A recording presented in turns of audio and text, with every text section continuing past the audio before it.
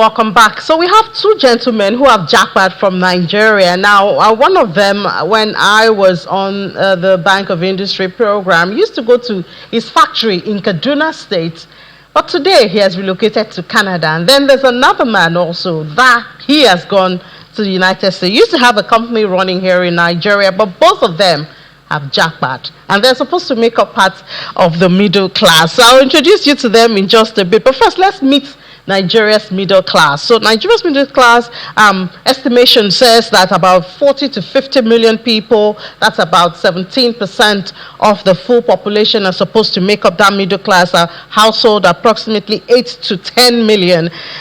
They very active in the sectors, the banking, ICT, telecoms, oil and gas, healthcare, manufacturing, and education. They're supposed to drive consumer spending and housing, retail, digital services, investment. And then also characteristics. Most of them are salaried professionals in those sectors I mentioned earlier. There's a growing ownership of homes, cars, smartphones, internet-enabled devices. They are the ones who majorly drive the consumption in financial systems, insurance and all. Increased participation in investment products. You know, when we say the domestic market or investors are more, the stock market is mostly those, apart from those institutional investors. When it comes to businesses, MSMEs, they account for about 96.9% of all businesses in the country. They contribute about 46.3%. Look at the disparity. There are 96.9% of all businesses, and yet they contribute less than 50%, unfortunately. They account for about 87.9% of national employment and account for 6.2% of Nigeria export. Now, Nigeria has lost a bit of this because, among others, these two men have left Nigeria. Even though one of them still has a business running right here in Nigeria, but they have jackpot. And with all the resources, both human and mineral, that they could have added value to. And that's the Chief Executive Officer of Twinkle Star Simplicity Limited, Mr. Ernest Asemota. He's now in Canada. He used to be in Nigeria. I visited his factory when he was in Kaduna State. And yet, Mr. Asemota has left us in this country. Mr. Asemota, that's not fair. Right, yeah. Okay, but let me also introduce Dr. Samuel. Dr. Samuel Etim, I don't know him personally, but he also used to run a business here in Nigeria. He's in the US now, in Texas. He's the Chief Executive Officer of our visionary projects. And these two men have depleted Nigeria's resources by relocating. Dr. Etim, what did we do to you? Well, good morning, or good afternoon, sorry. Good morning. It's good morning in Nigeria, actually. Very good. Good morning. Just waking up. So why did you run away from your motherland? Firstly, let me say thank you for having us. Secondly, not Jaka.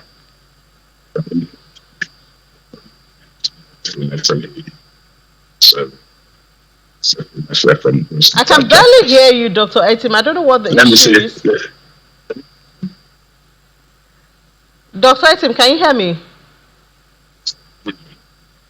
Okay, but maybe you would, I don't know what you would do. Maybe you want to use the device directly instead of having that, because we can barely hear you. Maybe you can disengage the headset and then you use your device directly. Let me just go to Mr. Asemota while you do that, and then we'll come back to you. So, Mr. Asemota, you had a flourishing business in Nigeria. Now you have left. What happened?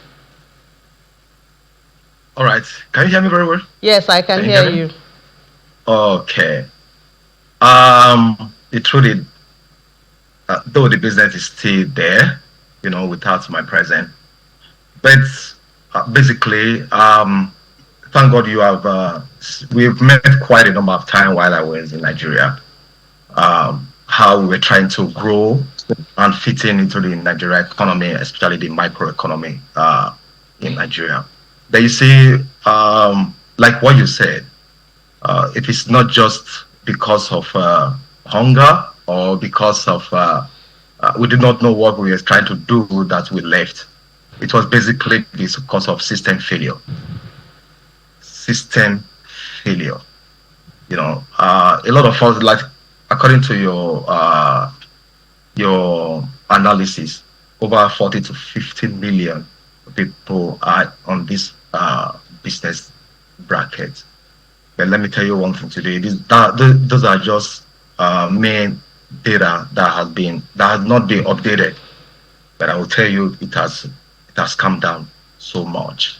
So it's basically system failure. That's number one. Number two is lack of support for entrepreneurs. Let me make an example. After the COVID, the last administration came up with a kind of a program. I think then they call it Survivor Fund. Survivor Fund support was a scheme that was part of Nigerian economy sustainability plan introduced by the previous administration. What did they do? I think about a quarter or like 4 months or 3 months, thereabout. I can't really remember and figure it out. Because they roll out this program that everybody should load or should upload their staff strength, especially the micro economy, the former micro economy anyways. Upload our data, our staff strengths and all whatnot. We went through a lot of registration, a lot of upload, sorry. And for 4 months, they were able to pay the salaries of our staffs. Now, let me tell you one thing, the positive effect of that was that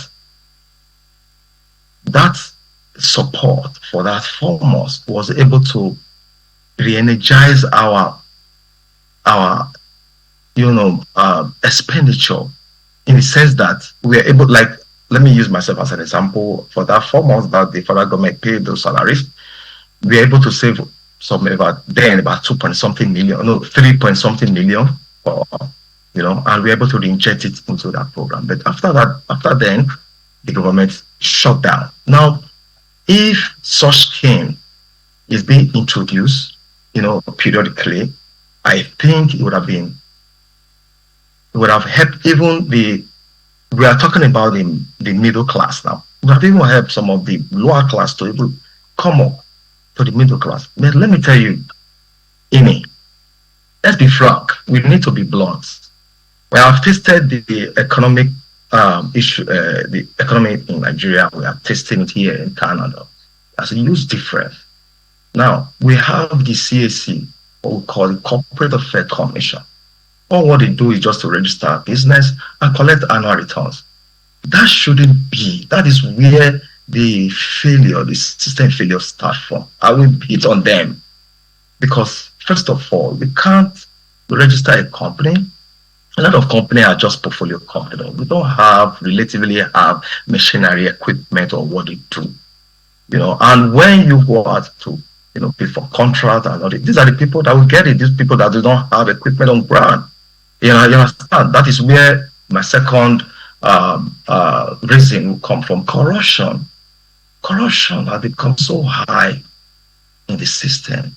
Corruption has become so Dr. high. Etim, if we have Dr. Etim now, so he can also share his experience. Dr. Etim, can you hear me?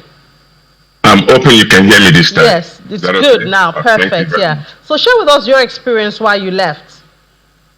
Well, I was saying earlier, thank you for having us. Good to have in you. the first place. I will not classify myself as a Japa person because I've been out of Nigeria for a little while.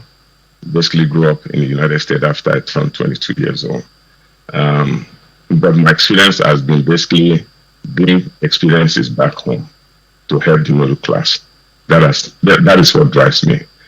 In essence, I think what we need to look at from the government standpoint is how do you help the middle class? Human resources is the key point, is what I want to mention. We then tap into our human resources, and that's one of the main reasons why people try to live to make a better life for themselves. If only government can put some funding into human resources, there's so many questions that you can ask For example, my background is in aerospace to start with. Before I become more into business, I see a lot of need. For example, an aerospace company can hire in the excess of 150,000 people with a lot of subsidiary activity. My question to that is, why is Nigeria, for all people, not have a aircraft development program for regional jet? At least in the past 15 years, Africans have started traveling a lot by the year, but not one African country has been able to initiate a program to build an aircraft. Not singly, but we can also combine with other countries to make this happen. So those are the areas that, for me, from experience level, could help the economy in Nigeria. Because if we don't do that, we're just spinning our wheel, talking on the phone, and doing what we don't need to do, but taking action is the right thing. So, from where you are now in the United States, how are small businesses, the middle class, how are they being supported that you think can be replicated? I know you talked about the aerospace and all of that, but look at manufacturing, for instance, the real sector. What are some lessons Nigeria can learn that you have seen right where you are? One of the things the Nigerian government can do is create the infrastructure for that to happen. As you can attest, when you have a big business going on, it's a ripple effect to the economy. Other people get employed, other subsidiary activity happens unknowingly or by ripple factor of where the government has slowed down. So infrastructure is not only about buildings, making roads that is not even comfortable for someone to drive for even 2 hours. If they're comfortable on the road, 3 hours, any part of Nigeria, I do come home almost every year. My experiences have been either you fly, and if you don't have money to fly, you road that are not well maintained. So there's so many areas I can speak about, but just to focus on the middle class. How do you create opportunity to the middle class? All right. That is what drives the economy. All right, let me come to Mr. Semota. Mr. Semota, if you were to give like 3 points of what you think the government can do now to boost the power, the purchasing power and impact of the middle class, both individuals and businesses, what do you think, learning from where you are in Canada, what do you think that can be adopted? I will just give one. And that will at least go a long way to boost the confidence of the middle class business people. Number one, just let the government create a medium enterprise growth fund that offers single-digit interest loans within 5 to 9%, single-digit interest loan. Then I used to take a lot of money from bank. I paid 27, 28. That is killing. You understand what I'm saying? That is just one of the things that we at least give a booster for this set of people. That is just the one I just want to tell the government. All right. Thank you so much, gentlemen, for sharing your experience with us. And we hope, even though you are in the diaspora now, I know, Mr. Semota, your company is still running here in Nigeria, so at least they are still employing.